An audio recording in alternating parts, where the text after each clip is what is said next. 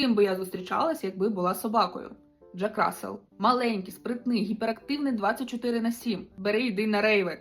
Але це занадто для мене. Французький бульдог. Старий, милий, спокійний, але занадто спокою і газів. Тому ні. Йорк буде любити тільки себе. А я хочу, щоб любили і мене. Тому ні.